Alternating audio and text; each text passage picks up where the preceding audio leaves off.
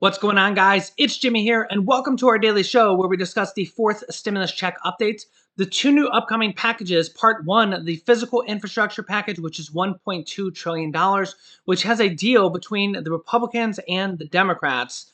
That former President Donald Trump actually has a surprising announcement on that I'm going to tell you guys about today, which actually may derail the whole thing that I was shocked to see.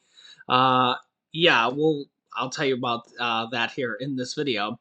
And part two, the next stimulus package, which is $3.5 trillion. We're going to be seeing possible bills on both of those this week, as well as possible voting on both of those this week. Remember, this stimulus package at $3.5 trillion is the largest stimulus package ever. Remember, the third stimulus package was only $1.9 trillion. This stimulus package is $3.5 trillion, almost double the size. Yeah. So let's jump right in. We got a lot to cover. There's going to be a lot happening this week as they could potentially be voting on one or both of these bills this week. And there's a lot going on in Washington, D.C. this week. So if you're new to the channel or if you haven't subscribed yet, make sure to subscribe down below. It's completely free to do so. And remember that new videos come out here on our channel every day at 10 a.m., 3 p.m., and 8 p.m. Eastern Standard Time. Also, don't forget to hit the like button for us down below. It really helps out our channel. And let's jump right in. Okay, first up, I have some actually surprising news. More and more countries across the world are requiring vaccines. That's right, they're making them mandatory in some capacity or moving forward towards being mandatory for everybody. Check this out. This morning, France's parliament passed a plan mandating so-called green passes, or proof of vaccination, for all healthcare workers. France already requires the passes for citizens to get into museums, restaurants, or other large gatherings, a move Italy made late last week. But thousands of protesters voiced their concerns over these restrictive moves across multiple countries. Joining me now with the latest from Rome, Claudio Lavanga. Claudio, we see these protests over these green passes, but overall, is it effective in motivating people to get the vaccine? Hey, Stephanie, well, it really looks like it does. It is very effective, especially if you look at the experiences here in Italy and in France. In France, when President Macron a couple of weeks ago announced the new measures, restrictive measures for people who are not vaccinated, and they will not be allowed to go inside indoor places or indoor public places, well, there was a massive boost to the vaccination campaign with 3.7 million new requests for vaccination in the week after the announcement. The same thing happened here in Italy when Mario Draghi, the Prime Minister here last week, announced that similar measures will be implemented here in Italy starting from August the 6th, so in a couple of weeks from now. There was another boost in the vaccination campaign here in Italy. As much as 200% more requests for vaccinations came along, especially in the age group especially among the youth. So it seems to be really effective, Stephanie. So here's the thing, we're seeing countries do these type of things across the world where they're starting to mandate vaccines, at least in limited capacities, like we just seen France and Italy do. And the question is, will we see the United States do this when it becomes fully approved by the FDA? Remember, it's only approved for emergency use. And I do expect that sometime this year that they will approve it for full FDA approval. So the question is, when it's approved for full FDA approval, will we see more types of mandatory vaccinations? So here's the thing. We do actually have some forms of it being mandatory at this point. Check this out. Number one is businesses can make it mandatory or you can be fired. The best examples are like hospitals or private businesses. For example, hospitals like 153 people at a Houston hospital either fired or were fired or resigned over a vaccine mandate. So they were either fired or they quit.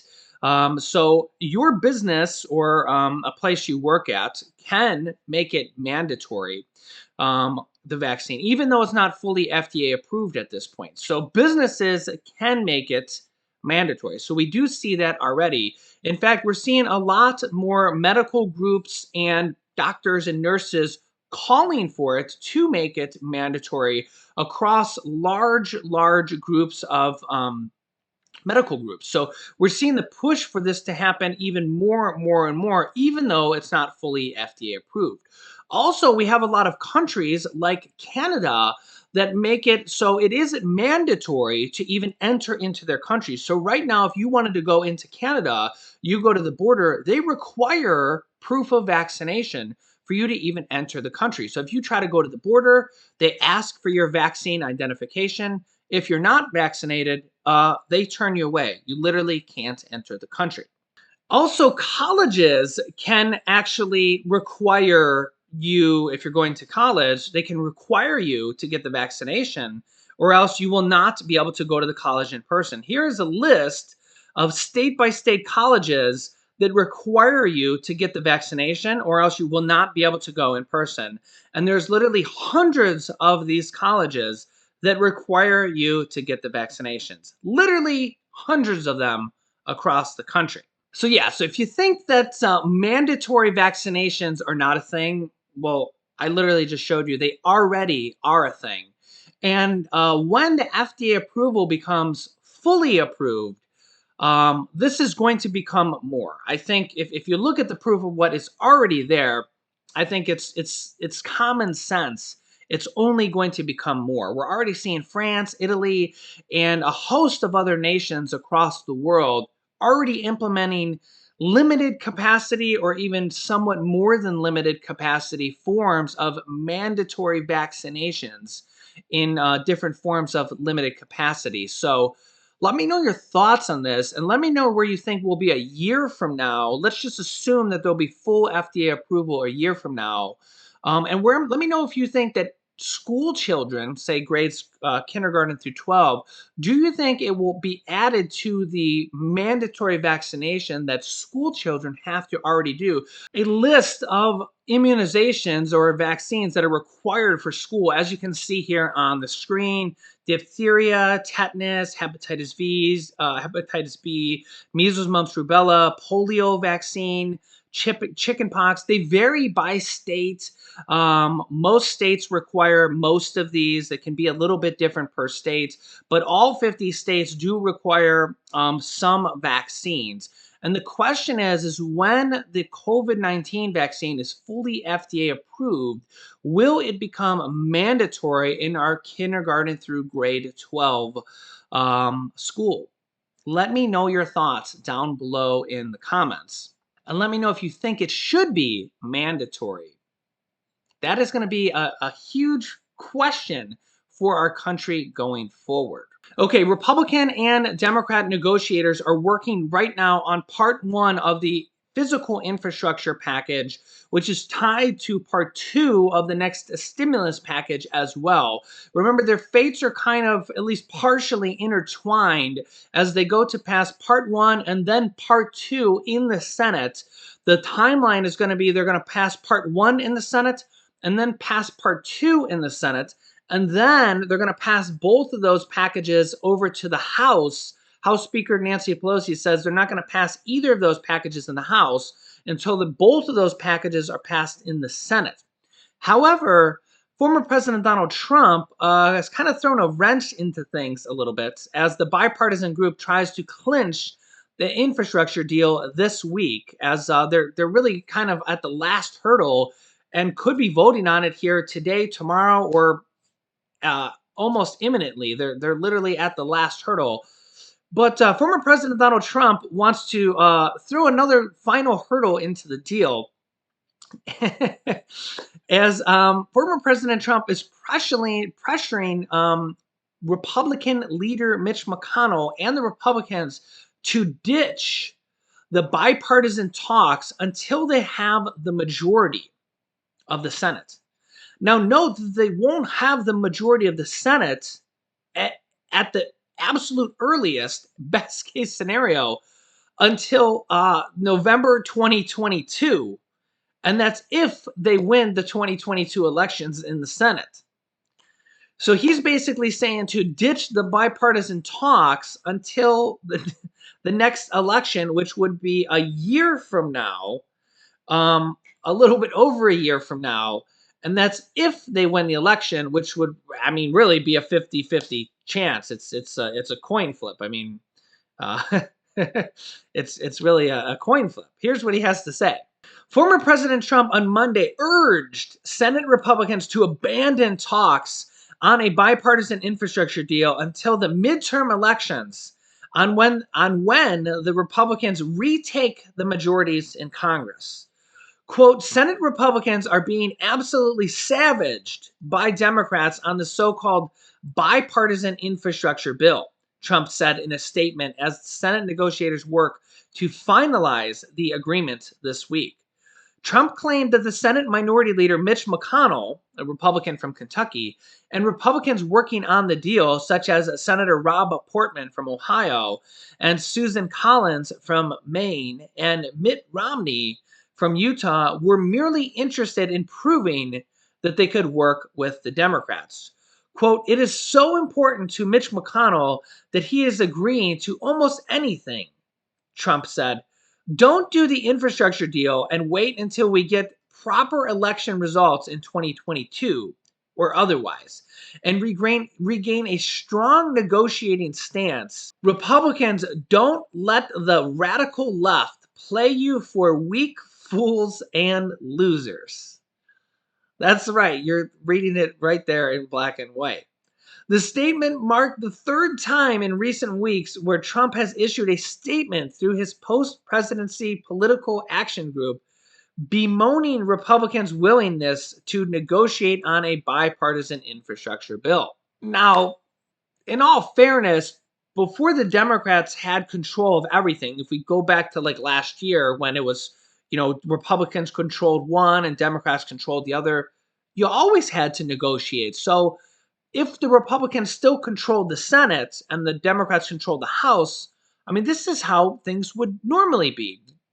You would negotiate with the Republicans and the Democrats. So, I mean, if anything, it kind of feels like the Democrats are throwing them a bone because the Democrats, if, for example, let's say that they went with former President Trump's plan here, the Democrats could just strong arm the Republicans. In fact, some Democrats are saying this, that they don't even need to deal with the Republicans and that they could just pass the infrastructure plan in the stimulus package. They could just combine them together and just pass it without the Democrats. So I'm a little confused here because you would think that the Republicans are happy about this because they're dealing with the Republicans, they're dealing with their demands, they're basically, agreeing with everything they're saying. So, they're working together. Republicans want this, Democrats want this. They're doing it as if the Republicans are controlling the Senate, and dealing with all their demands.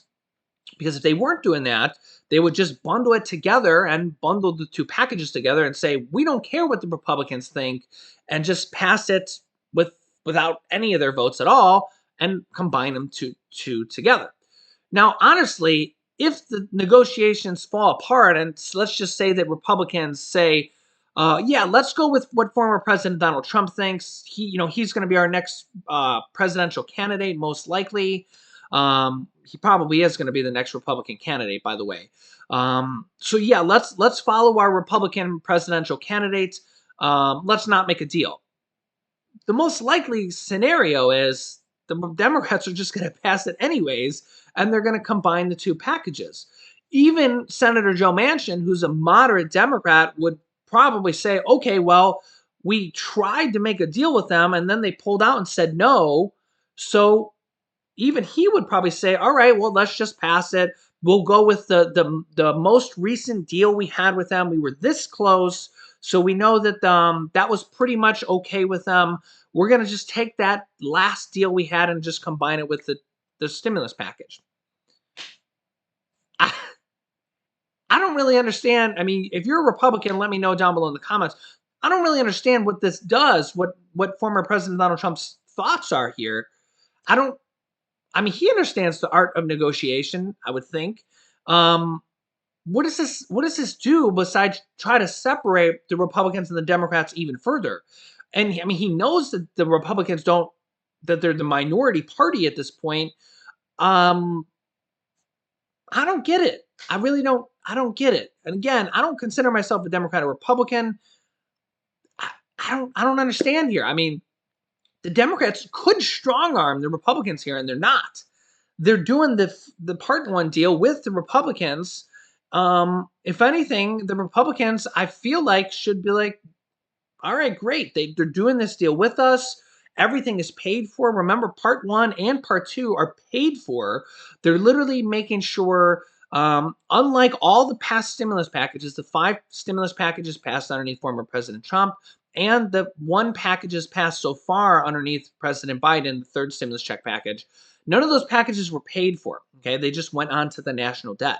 Both of these, the first physical infrastructure package and this next stimulus package, even those $3.5 trillion, they're saying both of these are actually paid for by raising taxes and creative financing, like making pharmaceutical companies give us lower prescription drug prices, which saves the government money, raising taxes on corporations in part two, capital gains taxes on the wealthy, things like that. It's literally, they're saying part one and part two are paid for. So that there's not going to technically be any inflation, causes or anything like that. So these both these packages are very different. That's actually what they're kind of the last like little hurdle they're working on right now are the pay fors. They actually have what's in the bill.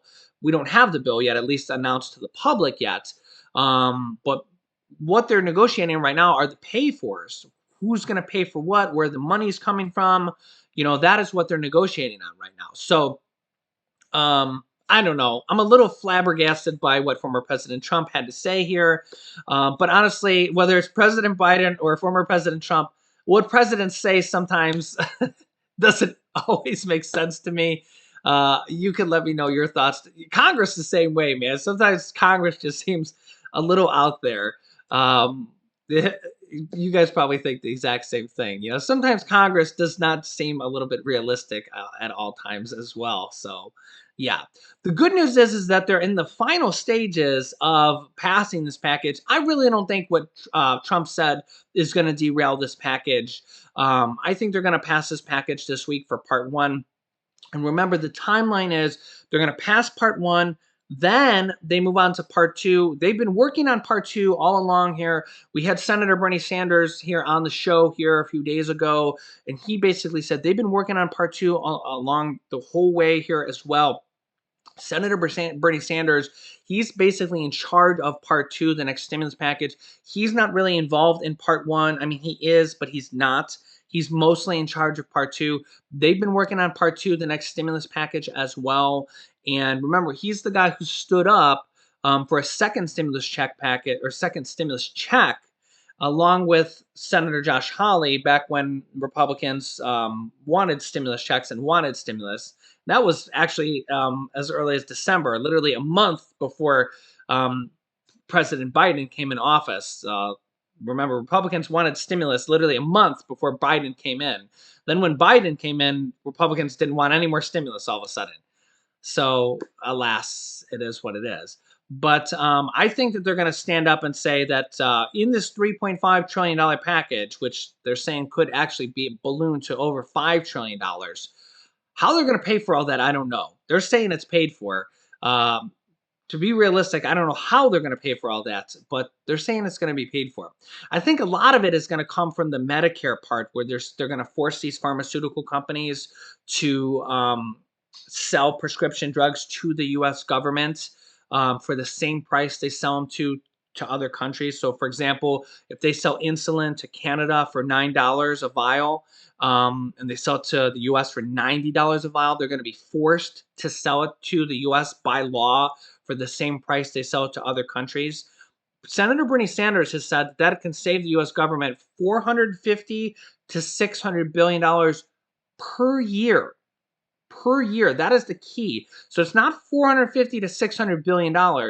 It's $450 to $600 billion per year, from what I understand. So that's actually a lot of money because it's per year. That's a huge amount of money. I mean, when you look at that over 10 years, that's like $4 trillion, $5 trillion, right? That's almost the whole package, or that is the whole package. So, yeah, that's could be where they're getting like the majority of this money for this next package. So, yeah, that's a lot of money. Um, so we're gonna see here what this week if they get part one passed. Remember, Nancy Pelosi says they got to pass part one, physical infrastructure package, and part two, the next stimulus package, in the Senate. Then the House is going to vote on them. So we're gonna see here what all they get done this week, and what's going to be in these packages, and that's going to be the exciting part of how much stimulus is going to be in there. Stimulus checks, child tax credits, adult tax credits. Are we going to see mortgage assistance, rent assistance? Are we going to see SNAP increases, food stamp increases? What are we going to see in this package? Internet assistance. Yeah, there's going to be a lot of kind of interesting things. We know that these packages always kind of have all these different things in there, all these different stimulus items in there. So I'll keep you updated and we'll see what's in this package. So if you're new to the channel, make sure to subscribe down below. It's completely free to do so. And remember that new videos come out here on our channel every day at 10 a.m., 3 p.m., and 8 p.m. Eastern Standard Time. You can click this top video here to watch my newest stimulus check video next. And this video is my most recent video about President Biden wanting to raise the Social Security or raise Social Security payments. So click on one of those videos next. Thanks, guys, and I will see you in the next video.